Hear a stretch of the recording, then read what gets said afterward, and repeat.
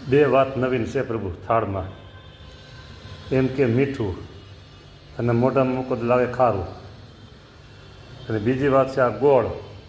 જુઓ, નામ છે એનું ગોળ અને 3 ખૂણા છે.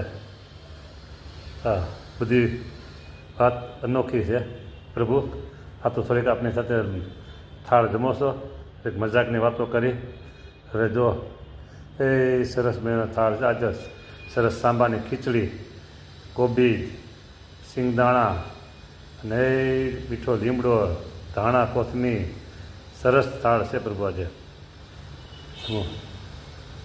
નાના નાના ગ્રાસ સાથે હળવે હળવે પ્રભુ જમજો, ધીમે ધીમે જમજો. બસ, આપણે અત્યારે કોઈ ઉતાવળ નથી.